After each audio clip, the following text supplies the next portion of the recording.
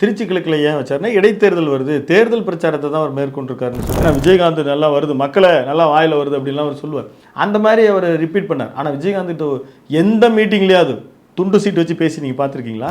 இப்போ கும்பகோணம் மகேந்திரன் தொண்டன் இறந்து போயிருக்கிறான், அவர் எடப்பாடியே கலங்கி இருக்கிறாரு.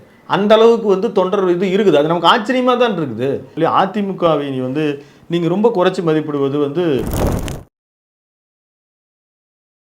நடப்பு அரசியல் நிகழ்வு பற்றி பேச நம்முடைய இணைந்திருக்கிறார் ஆசிரியர் விஜயராமன் அவர்கள். சார் வணக்கம். வணக்கம் ராமகிருஷ்ணன். நேற்று விஜய் அவர்கள் திருச்சிக்கு வந்திருந்தாரு மக்களுக்கு நன்றி சொல்ல. நேற்று ஒரு ஸ்பீச் கொடுத்துருந்தாரு, பஞ்ச் டைலாக் இருந்தது. எப்பயும் போல திமுக எனக்கு தான் போட்டி அப்படின்னு சொன்னார். மொத்தமாக அவரோட பேச்சை நீங்கள் எப்படி பார்க்குறீங்க? இன்னுமே அவர் இந்த தேர்தல் பிரச்சார மோடில் தான் இருக்கிறார். அது கனிமொழி அவர்கள் சொன்னாங்க, நீங்கள் சிஎம் ஆகிட்டீங்க, நீங்கள் அந்த நினைவு இருக்கா அப்படின்ற மாதிரி.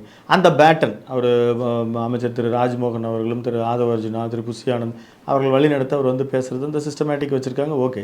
ஆனால் அவர் நன்றி அறிவிப்பு கூட்டம் பலருக்கும் கேள்விகள் அவர் திருச்சி கிழக்கில் ஏன் வச்சாருன்னா இடைத்தேர்தல் வருது, தேர்தல் பிரச்சாரத்தை தான் அவர் மேற்கொண்டிருக்காருன்னு சொல்லி திமுக தரப்புல இருந்தும் ஆர்எஸ் பாரதி அவர்கள் சொல்கிறார். கிட்டத்தட்ட அந்த மாதிரி தான் அவர் இருந்தது. அந்த பெரம்பூருக்கு போய் நன்றி சொல்லியிருக்கணுமே அவர். ஆமாம், திருச்சிக்கு முன்பே. இல்லை, அது இதுக்கு முன்னால் கூட திருச்சி கிழக்கில் நீங்கள் ரிசைன் பண்ணீங்க, அங்கே அவங்க வாக்களித்தவர்களுக்கு நன்றி கூட சொல்லலைன்னு சொல்லி அவர் திரு உதயநிதி அவர்கள் சொல்லும்போது அதுக்கு அவர் பதில் சொல்லியிருந்தார். மொத்தத்தில் எல்லாருக்கும் நான் நன்றி சொல்லிட்டேன். அப்போ அங்கேருந்து அவர் தமிழ்நாட்டு மக்களுக்கும் சொல்கிறாரு, இன்னும் கொஞ்சம் நீங்கள் ஆதரவு கொடுத்துருக்கலான்றாரு. அப்போ திமுகவுக்கு இவருக்கும் தான் போட்டிடும் போது அதிமுகவை அவர் குறைச்சி மதிப்பிடுறாருன்னு தான் நான் தோணுது. அப்படி அதுதான் எடப்பாடி இன்னைக்கு ரிப்ளை பண்ணிட்டாரு. அவர் ஒரு காத்திரமான ஒரு ரிப்ளைவை பண்ணுறாரு. நீங்கள் அந்த மாதிரி அவர் மற்றும் பலர்னு அவர் சொல்லவே தேவையில்லை. இனி அவர் முதலமைச்சர் ஆகிட்டார். முன்னே அவர் தேர்தல் பரப்புரைகளை தடை செய்கிறார்கள், எங்களை பிரச்சாரத்து வியூகத்தை எல்லாம் கெடுக்கிறார்கள், இந்த மாதிரியெல்லாம் இனி அவர் சொல்ல முடியாது. இனி நிர்வாகம் அதிகாரம் உங்கள் கையில் இருக்குது. அப்போ நீங்கள் அதையெல்லாம் தனித்தனியாக பேசணும். பத்திரிகையாளர்கள் அவர் சந்திக்காமல் இருக்கிறதே ஒரு வருத்தத்துக்குரிய செய்தி. அதே மாதிரி இங்கே ஒரு மேடையில் பேசுறது அதே பழைய பேட்டன், அந்த டைலாக் டெலிவரி. ஏன்னா உலகத்திலேயே இந்திய அரசியல் வரலாற்றிலேயே தன்னுடைய ஒரு ஸ்வான், அதாவது பதவியேற்பையே மனப்பாடமாக செஞ்ச ஒருத்தர் தான். அவர் மனன சக்தி அதிகமாக தான் இருக்குது. ஆனாலும் நீங்கள் டேட்டா வைஸ் பேசும்பொழுது நீங்கள் விஜயகாந்த் பற்றி உதாரணம் சொல்லியிருந்தார், நல்லா எனக்கு வாயில் வருது, ஏன்னா விஜயகாந்த் நல்லா வருது, மக்களை நல்லா வாயில் வருது அப்படின்லாம் அவர் சொல்லுவார். அந்த மாதிரி அவர் ரிப்பீட் பண்ணார். ஆனால் விஜயகாந்த் எந்த மீட்டிங்லேயாவது துண்டு சீட்டு வச்சு பேசி நீங்கள் பார்த்துருக்கீங்களா? விஜயகாந்த் உதாரணத்துக்கு ஒரு சீட்டும் கிடையாது. நான் பல பிரச்சாரங்களை நான் பக்கத்தில் இருந்து பார்த்துருக்கிறேன். ஆனால் அவருக்கு முன்னால் டிஸ்கஸ் பண்ணுவாருன்னு தான் நாங்கள் கேள்விப்பட்டிருக்கோம். அங்கே அந்த தொகுதிக்கான பிரச்சனைகளையே அல்லது அந்த மேடையில் என்ன சொல்ல வருமோ அதை அவருடைய கலோக்கியல் லாங்குவேஜில் தெளிவாக சொல்லுவார். நீங்கள் எல்லாமே தூய சக்தி, தீய சக்தி, தீஞ்ச சக்தி, தூர்வ சக்தின்னு அவங்க நீங்கள் சொல்கிறதையே நீங்கள் எடுத்து பார்த்து தான் சொல்ல வேண்டியதாக இருக்குது. ஏன்னா நீங்கள் அவ்வளோ எல்லா இடத்துலையுமே இது உதவாது அப்படின்றது தான். மற்றபடி அவருடைய நிர்வாகம் எப்படி இருக்குது, இது இருக்குது, எதிர்கட்சிகள் விமர்சிக்கிறது 6 நாளில் ஸ்டார்ட் பண்ணிட்டாங்க, என்ன இப்படியெல்லாம் பேசுகிறாங்க அப்படின்னு அடுத்த நொடியில் கூட தான் ஸ்டார்ட் பண்ணுவாங்க. பொறுப்பு வந்துருச்சு. நீங்கள் தேர்தல் வாக்குறுதி ஓகே, திட்டங்கள் செயல்படுத்துறதுக்கு ஓகே, சட்ட ஒழுங்கு சீர்குலையும் போது ஒரு 6 மாதம் டைம் கொடுத்துட்டு இருக்க முடியாது. இல்லை, சட்டம் ஒழுங்கு கொடுக்க முடியாது. அதனால தான் அது அதிகமாக அதாவது தினசரி குற்ற செயல்கள் நடக்கிறது. நீங்கள் சோசியல் மீடியாவில் இப்போ நீங்கள் ஒரு ஏதாவது பேச ஆரம்பிச்சிங்கன்னா, முன்னெல்லாம் பார்த்தீங்கன்னா அந்த விர்ச்சுவல் வாரியர்ஸ்னு அவர் அன்போடு அழைக்கிறவங்க அப்படியே அவ்வளோ அள்ளி சிதற விடுவாங்க அங்கே. அவ்வளோ அது இப்போ பார்க்க முடியல. அது ஏன்னு தெரில. அதே மாதிரி கமெண்ட்ஸ் எல்லாம் அப்போ இப்போ டிஎம்கே ரொம்ப ஆக்டிவாக இருக்குது, அவங்க நெகட்டிவ் கமெண்ட்ஸ் போடுறாங்க. ஸோ இப்போ அந்த ஏதோ ஒரு வகையில் உங்களுடைய பயன்பாடை நீங்கள் மாற்றிக்கிறீங்க, உங்களுடைய செயல் திட்டத்தையும் நீங்கள் மாற்றிக்கணும் அப்படின்றது தான் இப்போ குற்றச்சாட்டு. இன்றைக்கும் மோடி அவர்கள் பல நேரம் பேசும்பொழுது அவர் நேராக குற்றம் சாட்டிகிட்டு இருக்கிறாரு. இன்னும் அப்படின்னா அது அவருக்கு எந்த விதத்தில் உதவுன்னு தெரியல. இன்னொன்று, மக்கள் அரசியல் தெரியாதவர்கள், இங்கே இருக்கிற ஸ்ட்ரக்சர்ஸ் சிஸ்டத்தை தெரியாதவர்கள் கூட விஜய் முதலமைச்சர் ஆனதுக்கார் அவருடைய பேச்சை கேட்குறாங்க. பத்திரிகையாளர்கள் கேட்குறதுக்கு நீங்கள் பதில் சொல்லாமல் இருக்கலாம். அவங்க பார்க்கும் பொழுது உங்கள் பேச்சின் வழியாகவே அதற்கு மற்றவர்கள் எப்படி விமர்சிக்கிறாங்கன்றதும் கவனிக்கப்படும். எடப்பாடி அவர்கள் ஸ்டேட்மெண்ட் கவனிக்கப்படும், ஸ்டாலின் அவர்கள் திமுகவினுடைய பேச்சும் கவனிக்கப்படும். அப்போ நீங்கள் மற்றவர்கள் மீது இனி பழியெல்லாம் போடக்கூடாது. இனிமேல் ஆக்கப்பூர்வம் நான் இதெல்லாம் செஞ்சுருக்கேன், இதெல்லாம் பண்ணுறேன். இப்போ ஜெயலலிதா 100 யூனிட் கொடுத்தாங்கன்னு தெரியாமல் இருக்கும் மக்கள். நீங்கள் சொன்ன செய்யுங்க, அவங்க என்னமோ செஞ்சுட்டு போகிறாங்க, நீங்கள் சொன்ன செய்யணும்ல. அப்போ உங்களால் இந்த விவசாய கடன் தள்ளுபடியை ஏன் செய்ய முடியலை, தாமதமாக இருக்குது. நான் இந்த 1 மாதத்தில் என்ன பண்ண முடியுமோ அதை செஞ்சுருக்கேன்ல. அப்போ இனிமேல் செய்யாதாவது இருக்குதா? அது விவசாய கடனில் முழு தள்ளுபடி என்னால் செய்ய முடியும் அப்படின்னு உங்களால் சொல்கிறதுக்கு திட்டம் இருக்கா?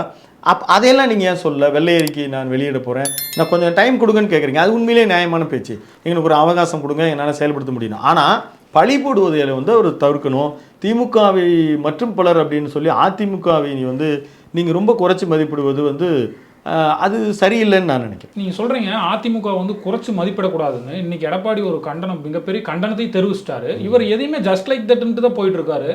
இவர் எது இப்போ குறைச்சி மதிப்பிடுறாருன்னு நினைக்கிறீங்களா? இல்லை, அதுதான் ஏன் குறைச்சி மதிப்பிடக்கூடாதுன்னா, நீங்கள் திமுகவினுடைய வாக்கு வங்கியை கணக்கிட்டு பாருங்கள். ஒட்டுமொத்தமாக அவர்கள் எவ்வளோ வாங்கியிருக்காங்க? 26-27% தொட்டிருக்கிறார்கள். ஆனால் அதிமுக 3வது இடத்தை பெற்றும் அதுவும் 1 கோடிக்கு மேலே வாக்காளர்களை பெற்றிருக்க 21.21% பெற்றிருக்கிறது.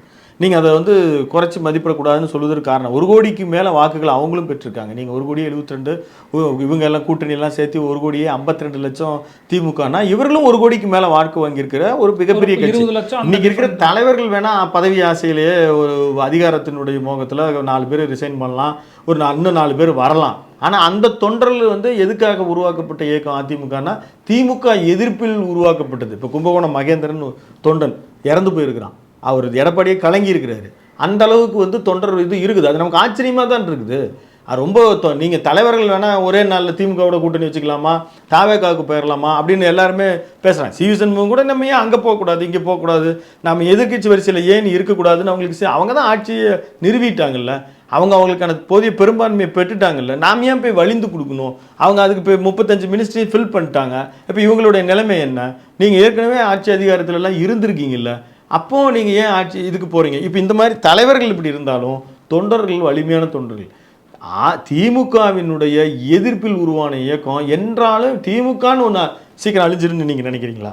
அப்போ திமுக அவ்வளோ சீக்கிரம் அழியாதுன்னா அதிமுகவும் அழியாது. திமுக இருக்கிற வரைக்கும் இதுவும் இருக்கும். இதுக்கான தொண்டர்கள் பேஸு அப்படின்றது நிச்சயமாக இருக்க தான் செய்யும். அதனால் அவங்களுடைய அவங்களுடைய கட்சி, நீங்கள் அந்த மேடையிலேயே எம்ஜிஆரை புகழ்கிறீங்க, ஜெயலலிதாவை புகழ்கிறீங்க. அவங்களாம் எந்த கட்சியிலேருந்து வந்தாங்க? அவங்கெல்லாம் யார்? அப்போ அந்த கட்சியை நீங்கள் வந்து குறைச்சி மதிப்பிடுறதுன்றது அந்த தொண்டர்களுடைய மதிப்பையும் நீங்கள் குறைக்கிறீங்கல்ல. அவங்க எப்படி உங்களுடைய ஆதரவு தளவுக்கு அவங்க எப்படி வருவாங்க? அதனால தான் நான் அதை குறைச்சி மதிப்பிடக்கூடாதுன்னு சொல்கிறேன். இப்போ வந்து திமுக கூட்டணி கட்சிகள் எல்லாமே வெளியேறிச்சு, பிரேமலதா இருக்காங்க, வைகோ அவர்கள் இருந்தாங்க. நேற்று கூட துரை வைகோ வந்து நேரடியாக போய் விஜய் அவர்களை பார்த்துருக்காங்க. அதுக்கப்புறம் இன்னைக்கு கூட வைகோ என்ன சொல்கிறாருன்னா, எங்களை அழுத்தத்தின் பேரில் தான் அவங்க சின்னத்தில் நிற்க வச்சிருக்காங்க அப்படின்னு சொல்கிறாங்க. எல்லாரும் ஒரு அதிருப்தி அடைஞ்சிட்டாங்க. திமுக தனித்து விடப்பட்டுச்சுன்னு நினைக்கிறீங்க? திமுக கிட்டத்தட்ட அப்படி தான் தனித்து விடப்பட்டது. அது பிஜேபி நெருங்குகிறது. நாம் வந்து ரிசல்ட் வந்த காலத்திலேருந்தே நாம் அதை பேசிகிட்டு இருக்கிறோம். இன்னைக்கு கூட சவுக் சங்கர் ஒரு ட்விட்டர் ஒரு தகவல் சொல்லியிருக்கிறார். அவங்க கூர்க்கில் வந்து அப்படி தான் பேசிகிட்டு இருக்காங்க அப்படின்னு. இந்த தொகுதி மறுவரை, உமன்ஸ் பில்லுக்கெல்லாம் நம்ம ஏதாவது ஒரு மாற்றத்தோடு, நீங்கள் கேட்குற மாற்றத்தோடு நீங்கள் வந்து அதுக்கு ஒத்துழைப்பு கொடுக்கணும்னு கேட்குறதாக நமக்கு செய்திகள் வருகிறது. அது எந்தளவுக்கு முழுமைன்னு தெரியாது. ஆனால் திமுக தனித்து விடப்பட்டதுன்னா அது கடந்த காலத்தில் அவங்களோட செயல்பாடு தான். இவங்க காங்கிரஸ் பெருசாக குறை சொல்கிறாங்க. அவங்கள விட்டுருந்தா அவங்களே போயிருப்பாங்க. நீங்கள் தான் வலுக்கட்டாயமாக தூக்கிட்டு வந்தீங்க. அதே மாதிரி விசிகாவும் வந்து ஒரு டபுள் மனநிலையிலிருந்து கொஞ்சம் சீட்டு சேர்த்து கேட்டாங்க. நீங்கள் அவர்களையும் வந்து ஒரு பெட்டிக்குள்ளே சுருக்கிட்டீங்க. முடிஞ்ச அளவுக்கு அவர்களை வந்து சின்னத்தில் ஏன் இப்போ கமலஹாசன் ஒருத்தர் கேரக்டரே மறந்துட்டோம். அவர் நிற்காமையே போயிட்டார். நீங்கள் சின்னத்தில் நின்று என்ன பிரயோஜனம்னு. இப்போ நீங்கள் ஒரு 4 சீட்டு வாங்கினார். சீர்காழியில் நாங்கள் வந்து எங்களுடைய சுய சின்னத்தில் தான் நிற்கிறேன்னு நினச்சார். ஆனால் அவரே முடிவை மாற்றிக்கிட்டு அது சேஃப் இல்லை அப்படின்னு நினச்சி அவரே தான் மாற்றிக்கிட்டார்.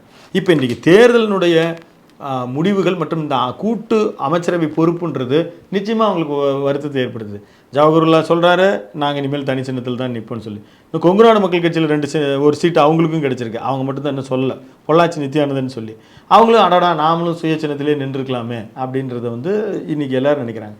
அப்போது நம்ம ஆட்சி அதிகாரத்தில் பங்குன்றது ஒரு கட்சி நீண்ட நாட்களாக ஒரு நடத்திட்டு இருக்கிற கட்சி, ஒரு தொண்டர்கள் தலைவர்கள் அவங்களுக்கெல்லாம் இப்போ விசிக திரு வன்னியரசு அவர்கள் பதவியேற்றுக்கிறதாகட்டும், ஷாஜான் அவர்களுடைய பதவியேற்பு, இதெல்லாம் அவர்களுக்கு வந்து ஒரு மிகப்பெரிய ஒரு எப்படி ஒரு குமுறலை வெளிப்படுத்துகிறாங்க. அது போக நடக்கும். மதிமுகவும் விரைவில் திமுகவோட ஐக்கியமாயிரும். 2 பேர் வந்து அன்னைக்கு நீங்கள் அந்த வாக்கெடுப்பு நடந்தபோது கூட இவங்கெல்லாம் வந்துட்டு பேசிட்டு வெளிநடப்பு செஞ்சாங்க. அவங்க வரவே இல்லை. இவர் தீப்பெட்டியில் திருச்சியில் இவருடைய சின்னத்தில் தான் இருக்கிறாரு. அவருடைய நிலைப்பாட்டை அவர் எடுக்கலாம். அடுத்து நீங்கள் வந்து கோஆபரேட்டிவ் எலெக்ஷன் இருக்குது, உள்ளாட்சித்துறை தேர்தல் இருக்குது, நகர்ப்புற உள்ளாட்சி, ஊரக உள்ளாட்சி தேர்தல் இருக்குது, அதுக்கடுத்து இன்னும் 1-2 வருஷத்தில் எம்பி எலெக்ஷன் இருக்குது. ஸோ இப்போ இந்த எல்லாத்தையும் ஒரு கட்டமைப்பை விஜய் டீம் உருவாக்குறார்கள்.